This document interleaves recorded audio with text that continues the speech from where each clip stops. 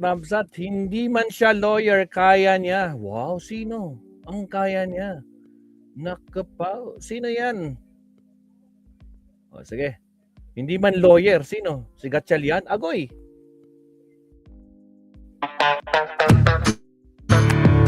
Gising Pilipinas! Good morning! Kasama si Alvin L. Chico. Good morning. Gising Pilipinas. Magandang umaga kay Congresswoman Jervil Luistro ng Ikalawang Distrito ng Batangas at lead prosecutor ng impeachment trial ni Vice President Sara Duterte at pinuno po ng House Committee on Justice. Congresswoman, magandang umaga po sa inyo. Long time no hear, ma'am. Long time no see. Good morning, Alvin, at salamat sa muling pag-imbita dito sa Gising Pilipinas. Balita ko, ma'am, hindi na raw po kayo nagpapaimbita sa amin. Masyadong maaga ba? Hirap na hirap kami, ma'am. Nagmi-message pa ako kay Congresswoman Jervil, please. Wala sobrang busy ng Ali. Ano po, nasobra na sa hectic yung schedule mo, ma'am. It's okay. Actually, medyo late na lang tayo nakabalik dito sa Batangas. Nandito tayo ngayon sa Batangas. Very good. Ano po? Anyway, syempre, alam naman po ninyo kung ba't kami natawag. Isa po kayo sa pinangalanan na hinatiran daw ng pera o nakakuha ng perang kickback, sabi nung dating mga Marines. Ano pong sagot nyo doon? Ever since, we vehemently denied that, no? As a matter of fact, kasama tayo sa mga nag-file ng kasong libel against these 18 Marines. And very obvious naman ang mga inconsistencies kahapon, no? And I understand this is just designed para i-destroy ang ating credibility because ever since kasama tayo dito sa impeachment trial Even during the first impeachment complaint back in the 19th Congress, hanggang sa ngayon, we never changed our position, no? So, tuloy-tuloy lang ang preparation natin for impeachment. We are not bothered with that. And I hope that the Filipino people will always see the inconsistencies in their testimony as well as yung very obvious design why they are doing that. Ibig sabihin po, Congresswoman, ito din yung dati. Nagkaroon lang po sila ng platform kahapon para ulitin ang kanilang akusasyon? Kailan ba yan yung sa Club Filipino? Yeah, dati pa. Early part of 2026. Apo. Yun ang recollection ko, no? Apo. Hindi ko alam kung nagja-justice committee na kami noon, but it was the same affidavit na wave nila during their press con in Club Filipino, no? And with all due respect, tanda ko, andun si Mike Defensor. Tama. At nag-file na ikamo kayo ng kasong libel noon pa. That was, 2 weeks ago nung nag-file tayo. When I became conscious of the fact na lead prosecutor tayo and we are carrying the burden on our shoulder for the interest of the Filipino people, I realized that I need to file a libel case against them para meron tayong legal position about these allegations being imputed against us, no, by these 18 Marines. So ano po ang dapat malaman ng sambayan ng Pilipino na ito ay may motibo? Ang ibig sabihin kamo nito ay pinasasama nito ang imahe ng mga kalaban nila sa politika. Kung makikita mo, Alvin, yung mga in-include nila doon sa affidavit, no? These are the people who are standing against what the former administration did, no? Nabanggit pa doon yung Quadcom. I don't know kung ilang affidavit ba ang pinag-uusapan natin. Pero yung affidavit, which I was able to overlook, no? Nabanggit pa yung Quadcom. So ano ba tong Quadcom? This is the mega committee during the 19th Congress who investigated on the EJK, no, of the former administration, and ito namang Committee on Good Government, itong kay Joel Chua, na nag-imbestiga naman dito sa this confidential fund of OVP and DepEd, no? So even the minority is there. Kong Laila is there, no? So if you will look into the position nitong mga taong in-include doon, may mga senador, may mga congressman, you will see the commonality na silang lahat ay standing against what the former administration did and looking into the allegations of misuse and corruption, misuse of confidential fund and corruption dito sa office ni Vice President kasama yung opisina ng pagiging dating Secretary of Education niya, Opo. no? Sige po, so Alvin. set aside natin po yan. Ano po, punta tayo sa kaso ng impeachment. Ano po, do you also see a delay in the start of the impeachment trial sa nangyayari ngayon sa Senado? Kasi tingnan niyo po, sino bang Senate President ngayon? Ano po, parang ang gulo-gulo po ng sitwasyon. May epekto po ba yan sa impeachment trial? Alam ni nanay na ang Colgate Maximum Cavity Protection ay may up to 24-hour cavity protection. Sunmig Sugar-Free Wine. Sarap na, lower calories pa. Manalo ka sa Sunmig Sugar-Free Sarap. Well, Alvin, no, dati I expressed my faith and confidence to the leadership of former SP Alan Cayetano, no? Now I wish to express my faith and confidence to the new leadership that is under acting Senate President Yun. Win Gatchalian, Like no? po. Ako positive pa rin ako dahil the people are really demanding for this. As a matter of fact, yung last survey natin, I think 74% pa Yeah. or 82% 72%. of the Filipinos are actually demanding for this impeachment trial, no? And we in the prosecution, very much conscious kami ng solemnity at saka sanctity nitong constitutional process na ito na kailangan nating gawin for the interest of the Filipino people. I observed the same thing dito sa new majority, no? Tapos yun namang old majority, kung hindi naman nila babaguhin yung kanilang position because when they just assume after the change of leadership, di ba, sinasabi nila, magtra-trial tayo, itutuloy natin ang impeachment trial, no? And besides, this is really very important. Kaya I hope that the new leadership, along with the old leadership, will be together, at least in this impeachment trial, no?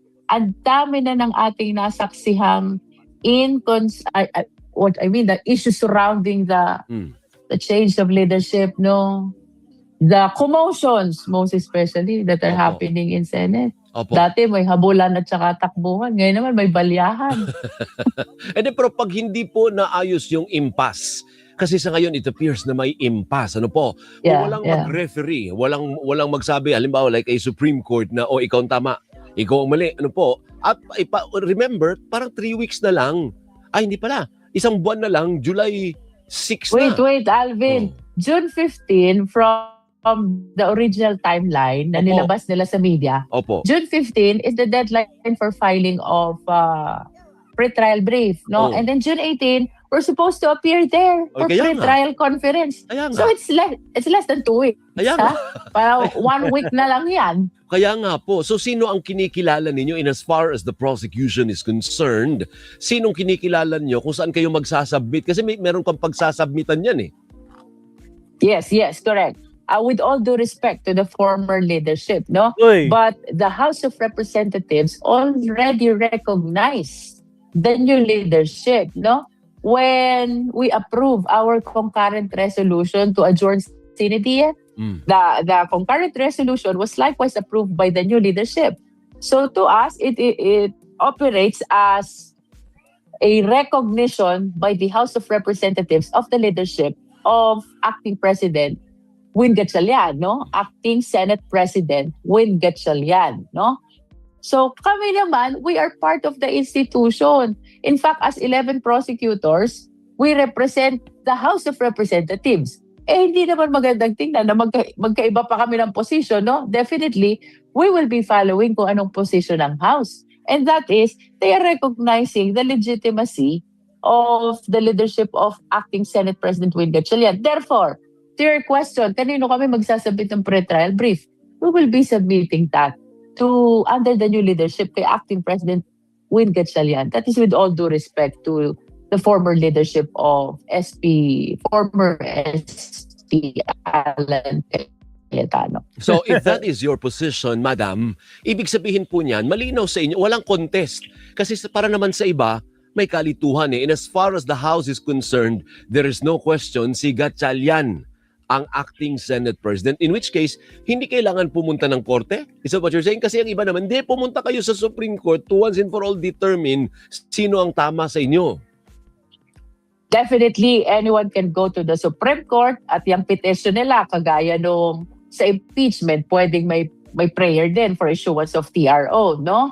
No one can stop that. Tama. Pero hanggat walang TRO na nai-issue against the new leadership, I think they can proceed. First, by basis. Second, recognize na sila ng House as well as the executive represented by the Malacanang. Okay. So ano ngayon ang epekto nun ng kaguluhan? Kampante ka pa rin na magsisimula tayo July 6? O medyo nag-aalangan ka na mukhang madidelay, maatras ng konti ang pagsisimula ng paglilitis? Alam mo, Alvin, as lead prosecutor, dapat kampante lagi tayo. So kampante At kayo saka, na... I mean, amid the apprehensions which are originating from all the irregularities and commotions that is happening in the Senate, we have a lot of reasons to stay positive and to continue believing that this will push through and hopefully without delay. Opo. Siyempre positive po kayo. Pero pag nag-preside si Alan Peter Cayetano, magpi-preside din si Gatchalian. Sino masusunod sa kanilang dalawa? Kasi talagang firm po ang stance ni Senator Alan Peter Cayetano na ako pa rin. Understand. No?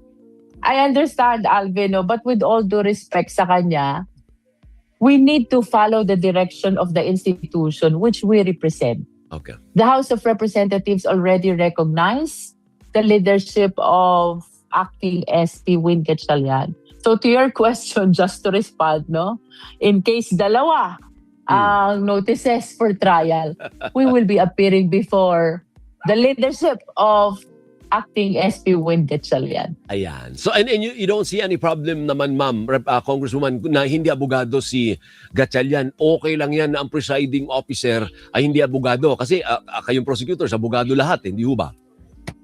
Yes, pero ako, naniniwala ako kay acting SP Win Gatchalian.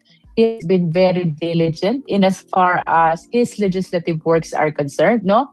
At nag-aaral yan. Kasi kung bumibisita ako sa opisina niya, pati whiteboard niya, punong-puno ng mga lectures. And his staff told me na ganyan magpa-meeting si Sen Wayne. And I think we are able to observe that in as far as the way he discharges his function in the committees and even in the plenary. Talagang very studious, very diligent, and very hardworking. Naniniwala ako, hindi man siya lawyer, kaya niyang aralin at panindigan ang pagiging presiding officer. No? Now, in the event na hindi siya comfortable dito, I remember that when he assumed and he was elected as Pro tempore. Senate President pro tempore, as well as the election of the other chairmanship of the committees, no? They changed significant part of the rules on impeachment, and that is by giving power to the Senate to Elect. designate a presiding officer, Correct. except in cases of impeachment against the president. Kasi no? Chief Justice naman So, yun. Ang maliwanag, may option si acting SP Win. He can proceed to presiding over the impeachment court after he takes an oath. And the second option is the Senate can actually designate or elect a presiding officer to preside in the impeachment trial. Okay, sige. Yun ang dalawang options niya. Kaya nabanggit ni Senator Kiko Pangilinan kahapon, willing din daw siya. Kung siyang i-appoint, willing siya as a lawyer to preside over the impeachment trial. Anyway, one last. Willing naman kayo to do a special session, ano? Kasi mukhang doon pa Yes. ang daming nabitin eh. Kaya naman sa Yes. schedule. Para sa bayan, Alvin, we're going to do a special session, and I've been hearing na ito rin yung direction ng executive, no? Because we wanted to correct or do good whatever was overlooked because Yeah. of all the irregularities and commotions in the Senate. When is this? I don't know yet. Wala tayong information. Siguro, let's give time to the new majority then, no? To settle themselves and hopefully magkasundo na rin sila along with the old leadership para maka-move forward na ang lahat. Sige po. Mabuhay po kayo, Kong. Magandang umaga po sa inyo. Happy weekend. Magandang umaga sa mga taga Batangas sa ikalawang distrito. Ano po? Thank you, Alvin, at napakagandang maagang Salamat, umaga. Attorney Luis Tromabsat, no? Ang kinikilala lang nila, walang iba kundi si Win Gatchalian. With due respect sa dating ex-Senate President. Ang sakit naman noon, mga kakabsat. Di ba, Sir Leonardo, Rani Sierra, Ardayan, Randy Gorospe, Leonida, ako po sigurado hindi magugustuhan ng mga garapata pag ganyan ang nangyayari. Alright, idire-diretso na natin to. Punta naman natin si Drilon, mga kakabsat. Sabay-sabay sila na interview nito, kaya lubos-lubusin na natin. Si Drilon naman, mga kabsat. Pasok!